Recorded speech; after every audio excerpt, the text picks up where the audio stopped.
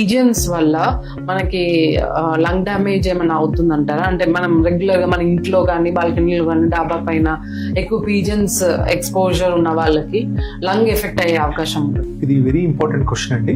చాలా మంది మనం తెలియకుండానే పీజియన్స్ దగ్గరికి వెళ్ళటం కానీ, పీజియన్స్ రెగ్యులర్ గా ఫీడ్ చేయడం కానీ, ఆర్ పీజియన్స్ కానీ పారాకీట్స్ కానీ ఇంట్లో పెంచుకోవడం కానీ చేస్తూ ఉంటాం. సో దీనివల్ల ఏంటంటే ఆ పీజియన్స్ డైరెక్ట్ గా మీకు ఏం ప్రాబ్లం క్రియేట్ చేయకపోయినా వాటి ఫెదర్స్ నుంచి వచ్చే ఎలర్జిక్ ప్రోటీన్ కానీ, ఆర్ వాటి డ్రాపింగ్స్ నుంచి వచ్చే ఎలర్జిక్ ప్రోటీన్, ఫీసెస్ నుంచి వచ్చే ఎలర్జిక్ ప్రోటీన్ కానీ మీకు ఎయిర్ లో మిక్స్ అవుతుంది. సరౌండింగ్ ఎయిర్ లో ఆ సరౌండింగ్ ఎయిర్ లో మిక్స్ అయినప్పుడు మీకు ఆటోమేటిక్ గా ఆ ఎయిర్ అనేది మీరు ఇన్హేల్ చేసినప్పుడు లంగ్ కంటిన్యూస్ గా ఇరిటేట్ అవుతుంది.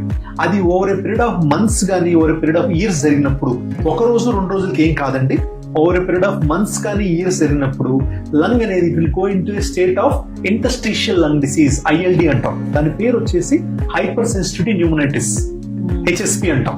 It is a type of ILD, interstitial lung disease. ఈ ILD అనేది ఎట్ టైమ్స్ ప్రోగ్రెస్ కూడా అవ్వచ్చు. ఇనీషియల్ టైంలో కనుక దాన్ని రికగ్నైజ్ చేయగలిగితే మనము దానికి కొన్ని మెడికేషన్స్ స్టార్ట్ చేసి 4 to 5 months దాన్ని క్యూర్ చేయొచ్చు. ఇది కనుక ప్రొలాంగ్డ్ గా కంటిన్యూస్ అయిపోయి కరెక్ట్ టైంలో మనం ఐడెంటిఫై చేయలేకపోతే అది ఫైబ్రోసిస్ కూడా కన్వర్ట్ అవ్వచ్చు.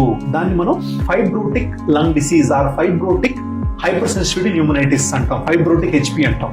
దీనికి లిమిటెడ్ ఆప్షన్స్ ఉన్నాయి. ట్రీట్మెంట్ అనేది వెరీ మినిమల్ గా ఉంది.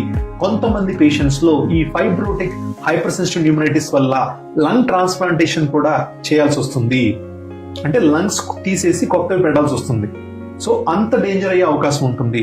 So better not to expose your selfs to pigeons, pets or parakeets regularly. చెప్పినట్టు ఇప్పుడు ఈ ఫైబ్రోసిస్ అవన్నీ ఇమీడియట్ గా వాళ్ళకి ఎఫెక్ట్ కనిపించకపోయినా యాజ్ ఏజ్, ఒక ఏజ్ వచ్చేసరికి వాళ్ళకి కంటిన్యూస్ గా దగ్గటము, తుమ్మడము, ఎలర్జీస్ వస్తుంటాయి. మనమేమో ఏజ్ వల్ల వచ్చింది అనుకుంటాం కానీ బట్ వాళ్ళ బ్యాక్ హిస్టరీ తీస్తే they might have had exposure to pets కానీ ఇట్లాంటి హిస్టరీ ఉండొచ్చు.